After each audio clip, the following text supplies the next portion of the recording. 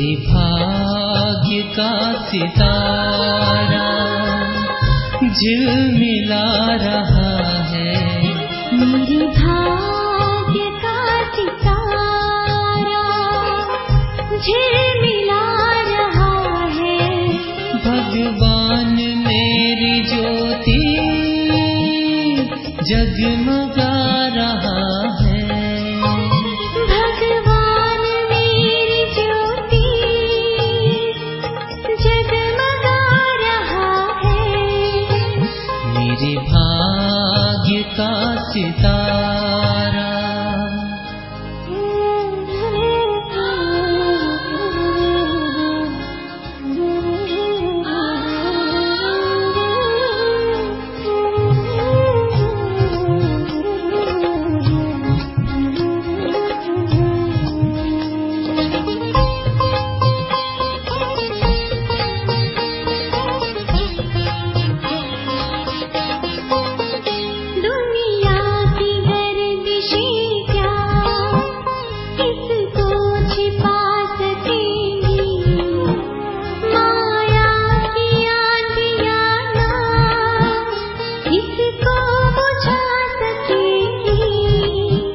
दुनिया की गर्दिशें क्या इसको छिपा सकेंगी, माया की आंधियाँ ना इसको बुझा सकेंगी।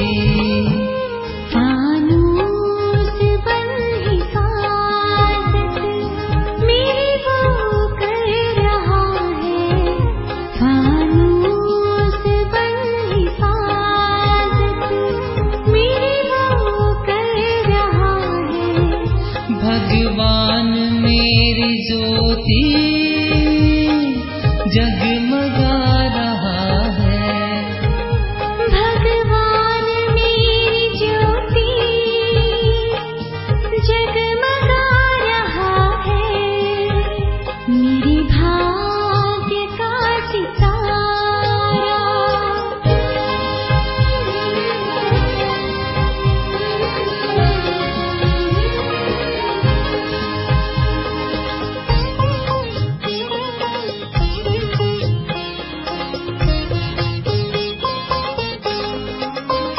एक झलक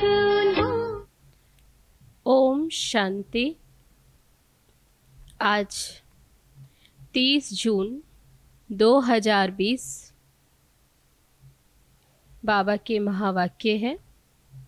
मीठे बच्चे, तुम अभी पुजारी से पूज्य बन रहे हो। पूज्य बाप आए हैं तुम्हें आप समान पूज्य बनाने। तुम अभी पुजारी से पूज्य बन रहे हो। पूज्य बाप मन शिव बाबा आए हैं तुम्हें आप समान पूज्य बनाने। प्रश्न है, तुम बच्चों के अंदर कौन सा दृढ़ विश्वास है? तुम बच्चों के अंदर कौन सा दृढ़ विश्वास है? उत्तर है, तुम्हें दृढ़ विश्वास है कि हम जीते जी बाबा से पूरा वर्षा लेकर ही छोड़ेंगे। आए ही हैं वर्षा लेने, तो हम जीते जी बाप से पूरा वर्षा लेकर ही छोड़ेंगे।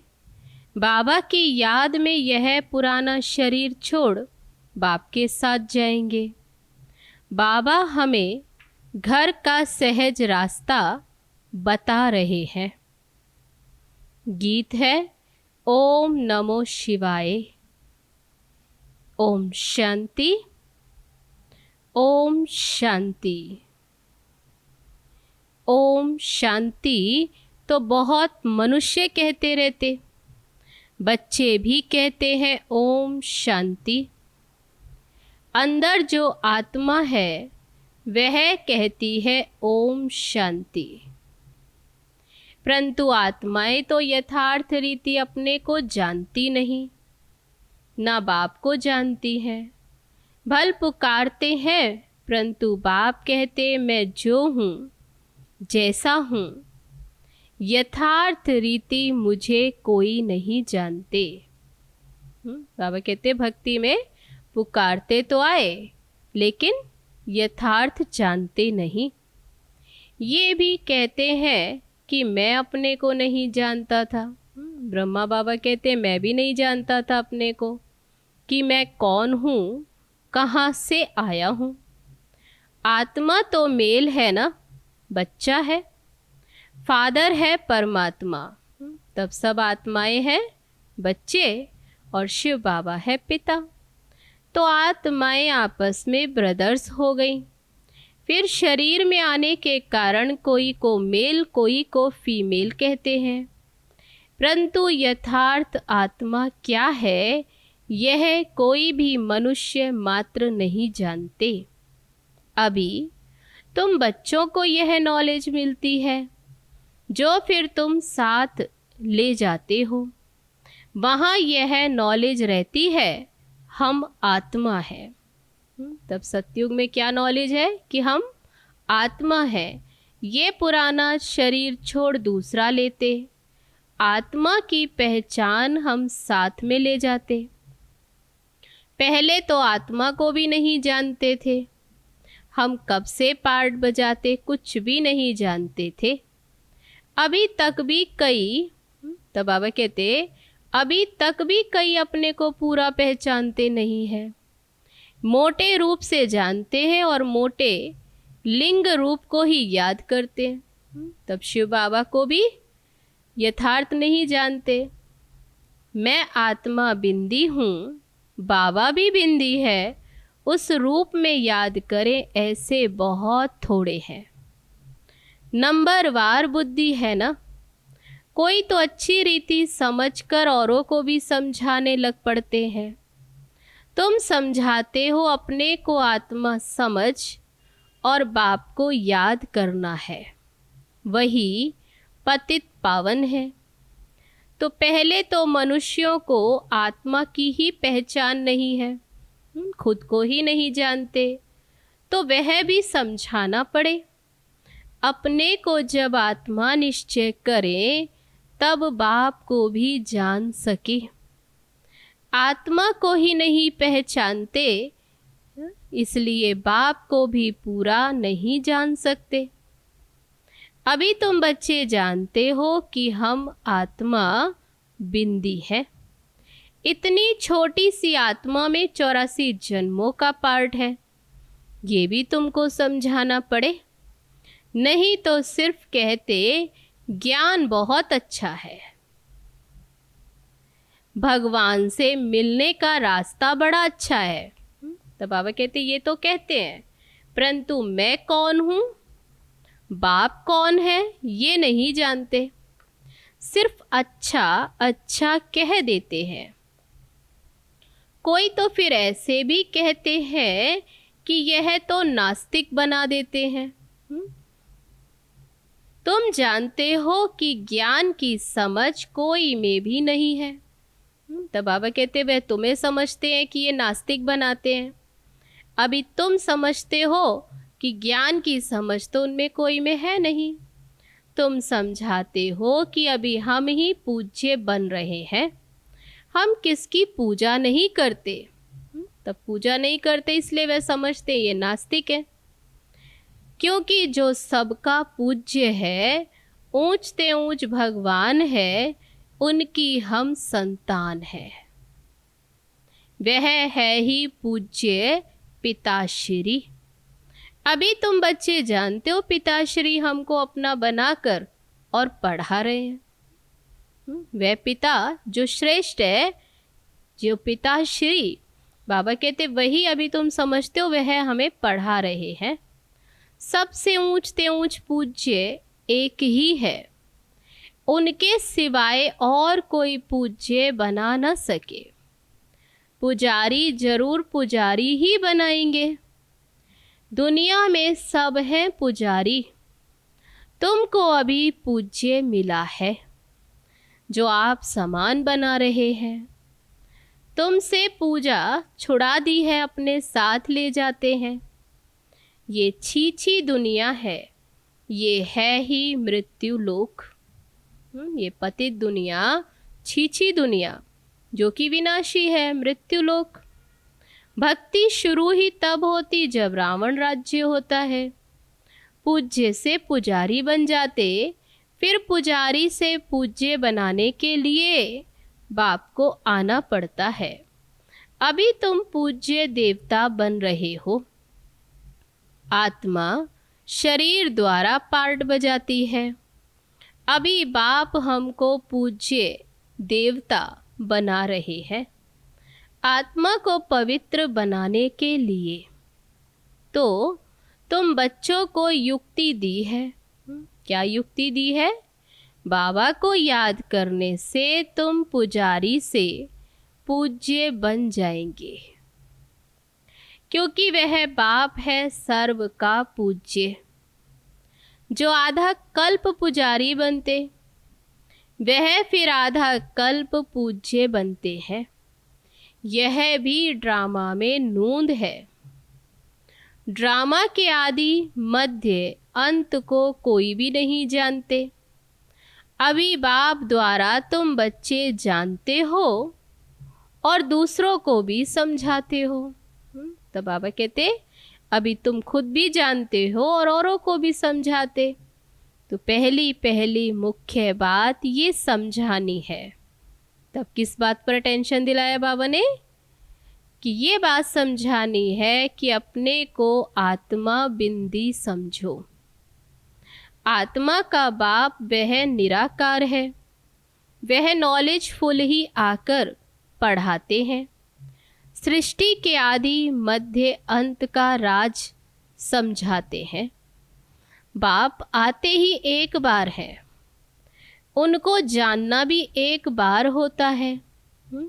उनकी पहचान भी पूरे कल्प में एक ही बार मिलती है, ये भी नूंद है। आते भी एक ही बार संगम युग पर है। पुरानी पतित दुनिया को आकर पावन बनाते हैं। अभी बाप ड्रामा प्लान अनुसार आए हैं, कोई नई बात नहीं है। कल्प कल्प ऐसे ही आता हूँ, एक सेकंड भी आगे पीछे नहीं हो सकता। तुम बच्चों की दिल में, बाबा कहते तुम बच्चों के दिल में ये जचता है, ये बात बैठती है कि बरोबर बाबा हम आत्माओं को सच्चा ज्ञान दे रहे हैं। फिर कल्प के बाद भी बाबा को आना पड़ेगा। अभी भी दे रहे हैं और फिर कल्प के बाद फिर आते हैं। बाप द्वारा जो इस समय जाना है, जो पहचान मिली है, वह फिर कल्प के बाद फिर जानेंगे। ये भी ड्रामा में नूंद है। ये भी जानते हो कि अब पुरानी दुनिया का विनाश होना है, फिर हम सतयुग में आकर अपना पार्ट बजाएंगे, सतयुगी स्वर्गवासी बनेंगे। ये तो बुद्धि में याद है ना, याद रहने से। तो बाबा कहते याद है, अच्छा फिर याद रहने से खुशी भी रहती है। स्टूडेंट लाइफ है ना, हम स्वर्गवासी बनने के लिए पढ़ रहे हैं। ये पढ़ाई है ही हमारी स्वर्गवासी बनने के लिए, स्वर्ग के लायक बनने के लिए।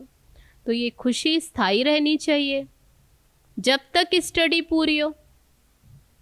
बाबा समझाते रहते हैं कि स्टडी पूरी तब होगी जब विनाश के लिए सामग्री तैयार होगी। फिर तुम समझ जाएंगे आग तो जरूर लगेगी। तैयारियां तो होती रहती हैं। बाबा कहते हैं एक तरफ विनाश की तैयारियां भी होती रहती, एक दो में कितना गर्म होते रहते हैं। चारों तरफ भिन्न भिन्न प्रकार की सेनाएं हैं, सब लड़ने के लिए तैयार होते रहते हैं। कोई ना कोई फिर अटक ऐसी डालते जो लड़ाई जरूर लगे। कल्प पहले मुआफिक विनाश तो होना ही है। तब ये भी निश्चित है। तुम बच्चे देखेंगे, आगे भी तुम बच्चों ने देखा है कि एक चिंगारी से कितनी लड़ाई लगी थी। एक दो को डराते रहते हैं कि ऐसा करो नहीं तो हम ये बॉम्ब्स हाथ में उठाने पड़ेंगे हमें। मौत सामने आ जाता तो फिर बनाने के सिवाय रह नहीं सकते, फिर तो और बॉम्ब्स बनाने पड़ते। आगे भी लड़ाइयाँ लगी थी तो बॉम्ब्स लगा दिए, भाभी थी ना। अभी तो हजारों बॉम्ब्स हैं।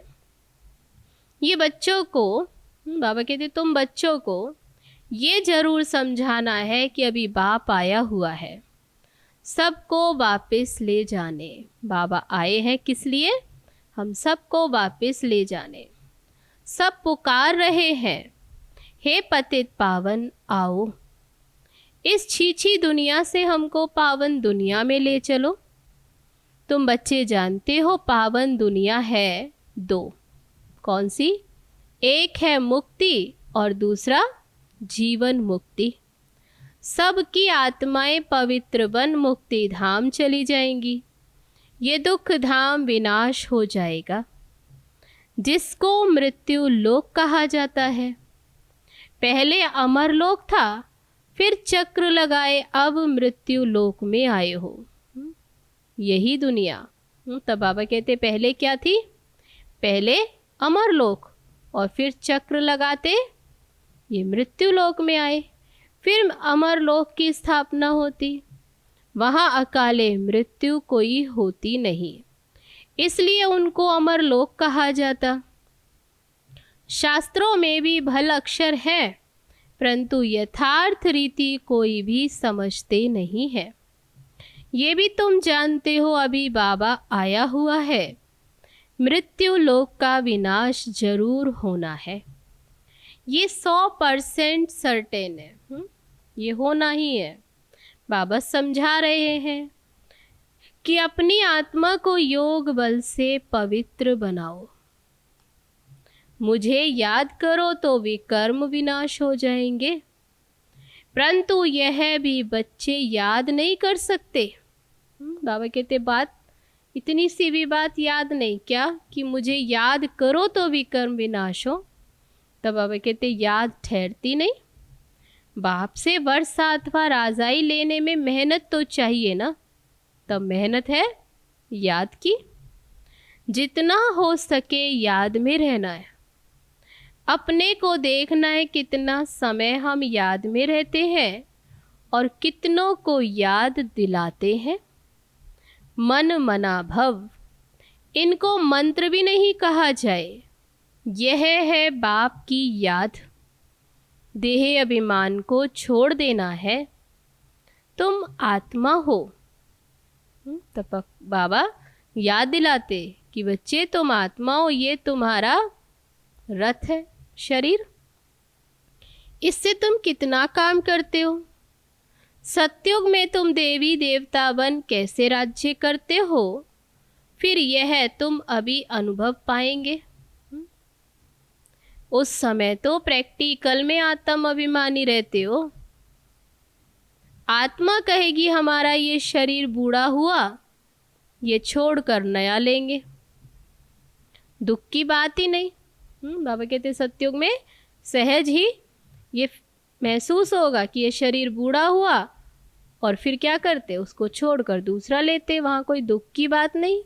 यहाँ तो शरीर ना छूटे उसके लिए भी कितनी डॉक्टर की दवाइयाँ आदि की मेहनत करते हैं। तुम बच्चों को बीमारी आदि में भी पुराने शरीर से कभी तंग नहीं होना है, क्योंकि तुम समझते हो इस शरीर में ही जी करके, जैसा है ये पुराना शरीर, लेकिन इस पुराने शरीर में जी करके ही हमें बाबा से वर्षा पाना है। शिव बाबा की याद से ही पवित्र बन जाएंगे, ये है मेहनत।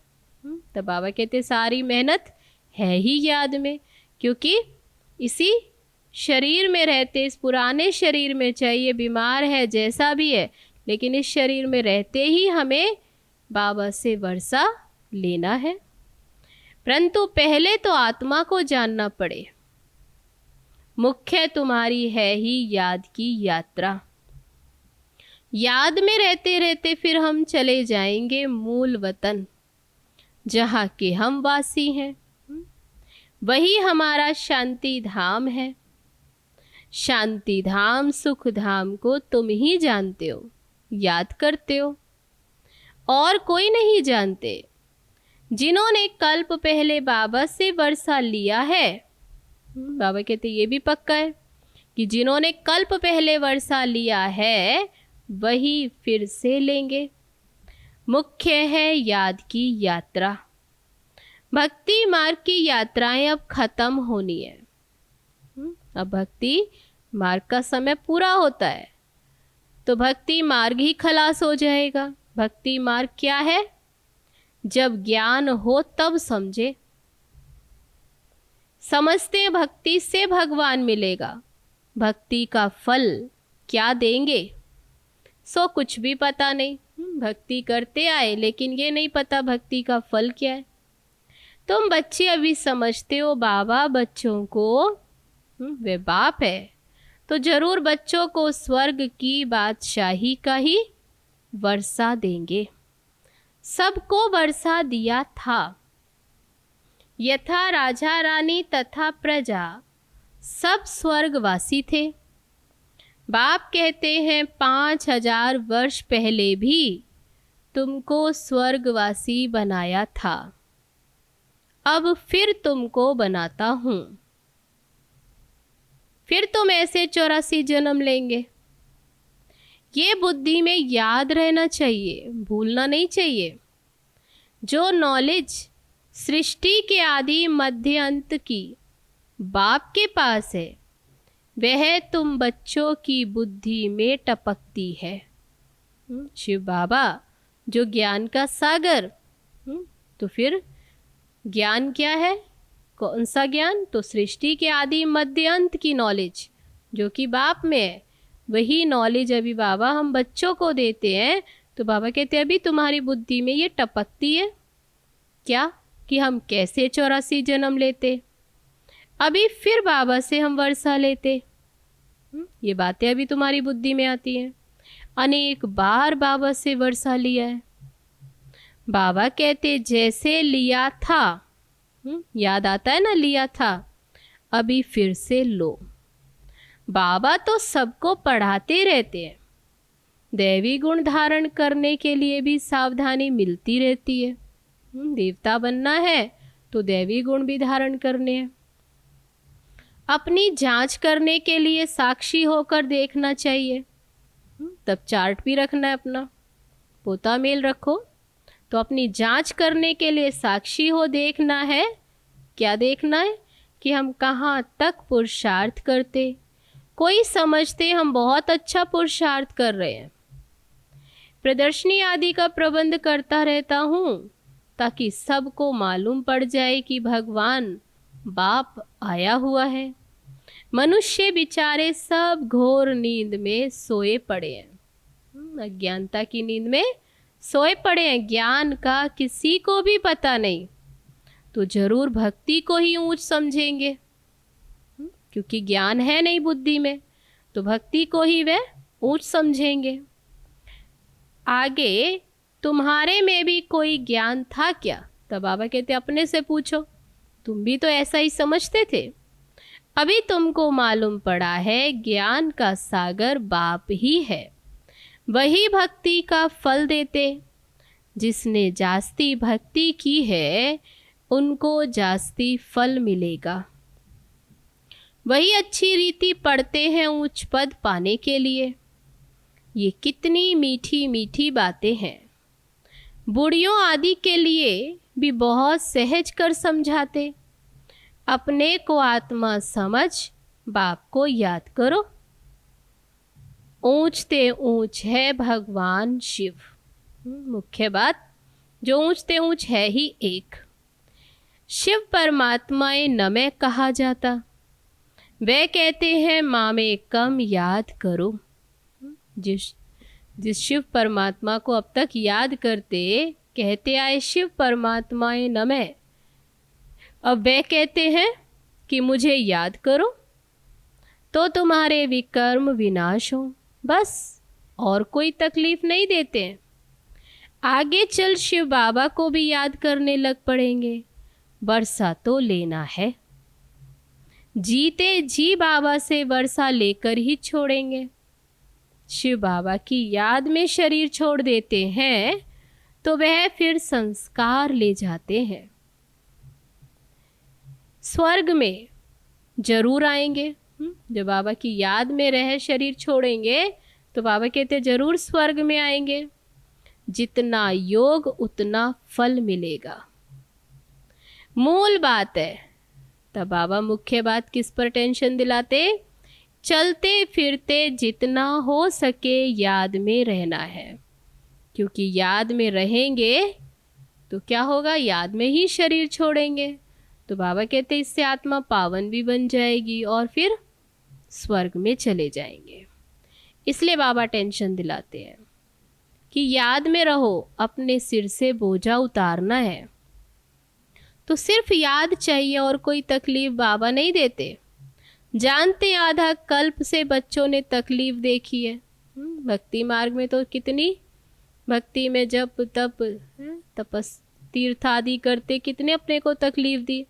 इसलिए बाबा कहते अभी मैं आया हूँ तुमको सहज रास्ता बताने, कोई तकलीफ नहीं देते। तो सहज रास्ता बताता हूँ वर्षा लेने का। बाबा को सिर्फ याद करो। भल याद तो आगे भी करते थे, भगवान ईश्वर के है, याद तो पहले भी करते थे, कोई ज्ञान नहीं था। परंतु अभी बाबा ने ज्ञान दिया है कि इस रीति मुझे याद करो तो तुम्हारे विकर्म विनाश होंगे। भल शिव की भक्ति तो दुनिया में बहुत करते, बहुत याद करते, परंतु पहचान नहीं। इस समय बाबा खुद आकर अपनी पहचान देते हैं। बाबा कहते मैं खुद आकर अपनी पहचान देता, अपना परिचय देता हूँ और युक्ति बताते हैं क्या? कि मुझे याद करो। अभी तुम समझते हो हम अच्छी रीति जानते हैं, तुम कहेंगे हम जाते हैं बाप दादा के पास।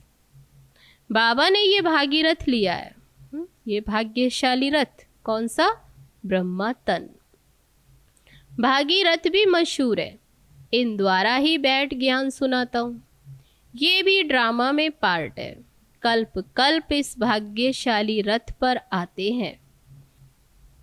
तुम जानते हो कि ये वही है जिसको श्याम सुंदर कहते हैं। ये ब्रह्मा की आत्मा ही है जो श्याम यानी पतित बनती और फिर यही सुंदर। ये भी अभी तुम समझते हो। मनुष्यों ने फिर अर्जुन नाम रख दिया। अभी बाप यथार्थ समझाते हैं। ब्रह्मा सो विष्णु, विष्णु सो ब्रह्मा कैसे बनते हैं। बच्चों में अभी ये समझ है कि हम ब्रह्मापुरी के हैं और फिर विष्णुपुरी के बनेंगे। विष्णुपुरी से ब्रह्मापुरी में आने में 84 जन्म लगते हैं। सतयुग से ब्रह्मापुरी अर्थात यहाँ संगम में आने में 84 जन्म लगते। ये भी अनेक बार समझाया है जो तुम फिर से सुनते हो। आत्मा को अब बाबा कहते हैं, क्या कहते? सिर्फ माम एकम याद करो तो तुम्हारे विकर्म विनाश होंगे।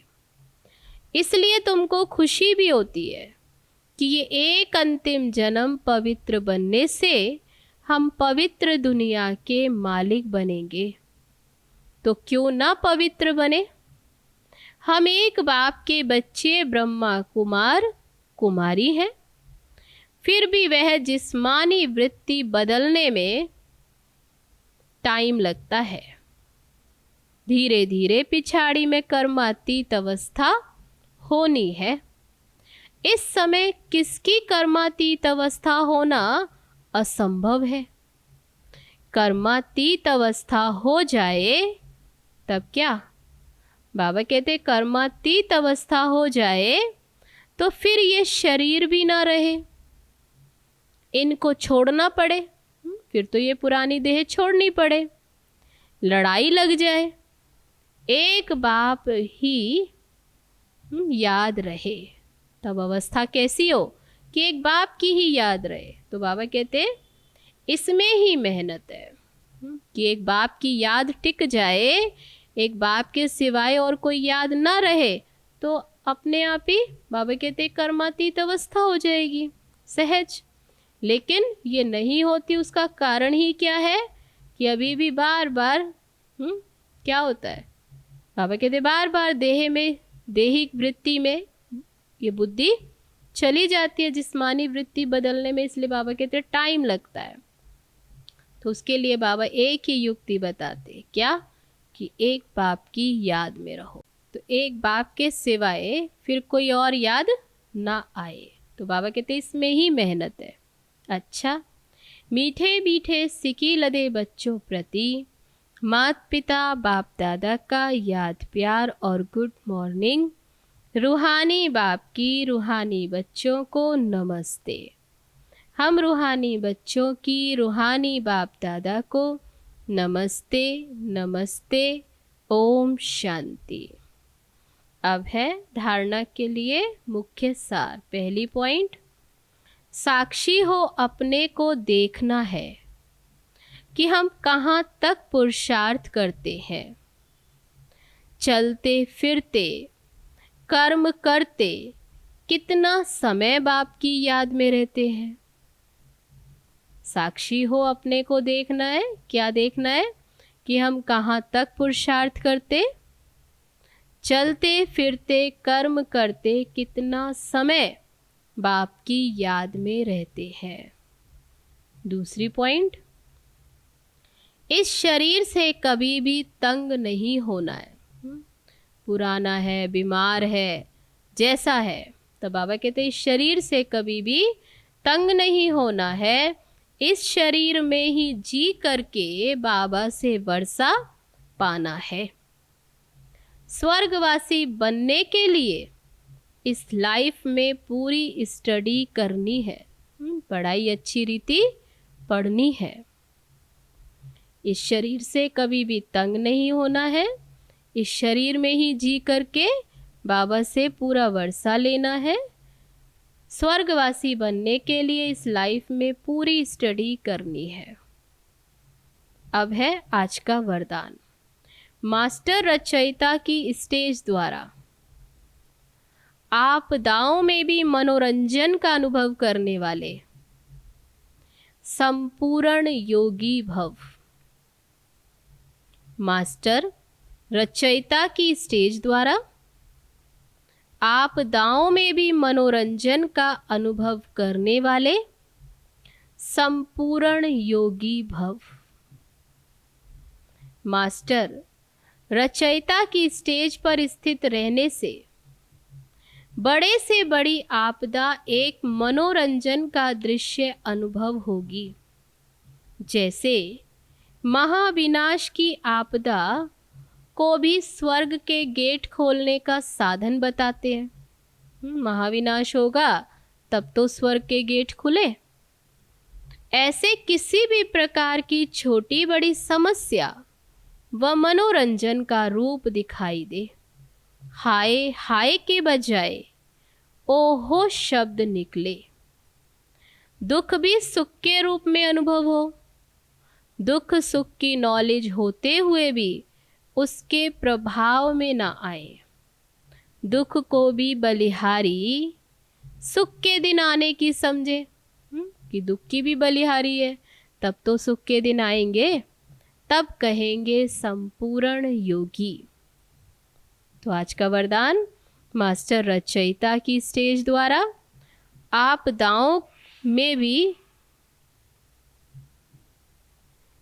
तो आज का वरदान मास्टर रचयिता की स्टेज द्वारा आपदाओं में भी मनोरंजन का अनुभव करने वाले संपूर्ण योगी भव। अब है स्लोगन। दिल तख्त को छोड़। संगम युग पर हमें कौन सा तख्त मिला है? हम ब्राह्मणों को दिल तख्त, बाबा का दिल तख्त। तो स्लोगन है, दिल तख्त को छोड़ साधारण संकल्प करना, अर्थात धरती पर पांव रखना। दिल तख्त को छोड़ साधारण संकल्प करना, अर्थात धरनी में पांव रखना। अच्छा, तो ये थे बाबा के आज के महावाक्य, जिसमें बाबा ने आज का सार बताया। मुरली का सार था, तुम अभी पुजारी से पूज्य बन रहे हो। पूज्य बाप आए हैं तुम्हें आप समान पूज्य बनाने। तो बाप समान बनने आए हैं, कितना उच्च पुरुषार्थ। तो ये थे बाबा के आज के महावाक्य। चलो अभी चलते हैं बाबा की याद में।